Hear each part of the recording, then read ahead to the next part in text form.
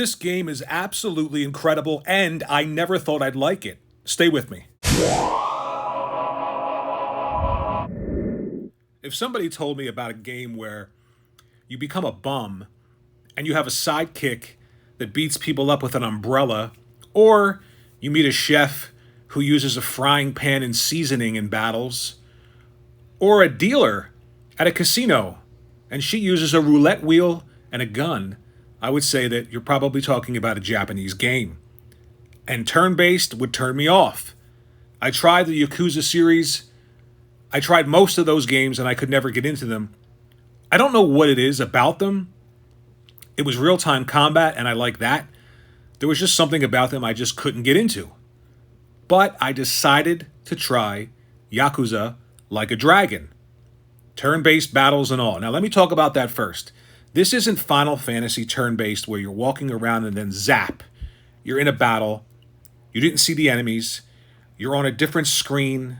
Very slow, clunky. This is instantaneous. The enemies are on screen. You see them. You walk over. Boom. You're transported right then and there. There's no flashing to another screen. Everything is very fast and very fluid. And I think that is why this works. I think the Yakuza series in the past and this turn-based, really quick style of combat are a match made in heaven. It's almost like the developer knew we have to combine these two and we're going to have a great, great series. It was already a great series, had its fans. I wasn't one of them, but it has a lot of fans. Now I think it's a stellar series. This game is absolutely incredible. And what I love about it is that not only is it completely batshit crazy, but it deals with topics that are incredibly heavy. I mean, you're dealing with prostitution, why people turn to that. You're dealing with, man's plight of why am I here? How can I be more than I am? It's just absolutely incredible. You would think that this wouldn't work. I mean, crazy dialogue, crazy combat, crazy characters, ridiculous situations merged together with reality and real topics. Most of these topics aren't even approached in quote unquote serious games in the way that this is. And I think it's that duality of the goofiness and the seriousness that are it's just a superb combination. This game really took me by surprise because A, it's a Yakuza game. B, it has turn-based combat. But this turn-based combat is not annoying. And the story elements. I mean, essentially, your whole life, you're taken under the wing of this head of a small Yakuza family, and you love this man so much that when he asks you to take the blame for a crime you didn't commit and go to jail, you gladfully volunteer to do that. But when you get out, everyone's left you behind. Everyone's forgotten you, including that mentor, that man that you loved. He pretends that he doesn't even know you, and that's where the game picks up.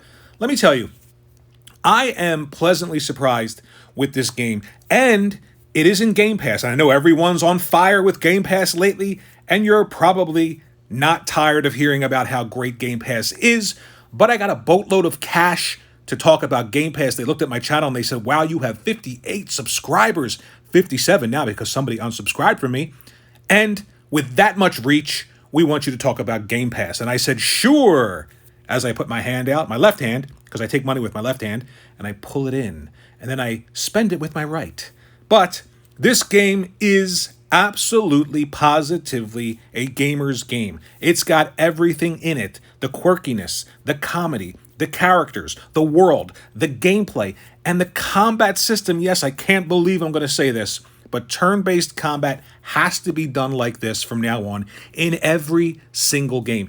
If you're going to have turn-based combat in a game, I would prefer real-time, but for this game, this series right now, I don't want to see any other type of combat but this. And remember, this is in Game Pass, so try it and then use that 20% discount and buy it. It's very important to buy games that are great, support games that are great, and add to your digital library because 20 years from now, if Xbox is still around, these games will be in your digital library. Much like Half-Life, the orange box, I purchased it 14 years ago on the Xbox 360 when it came out, and It's still in my digital library today.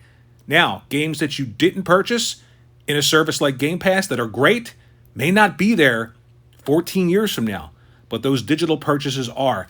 So utilize that much less talked about feature of Game Pass, that 20% discount, to buy games, because it is still important to support great games. This game should be purchased and owned by everyone who is a fan of RPGs, everyone who is a fan of just goofiness, craziness, wackiness, and, believe it or not, really engaging, deep, thought-provoking content in a video game.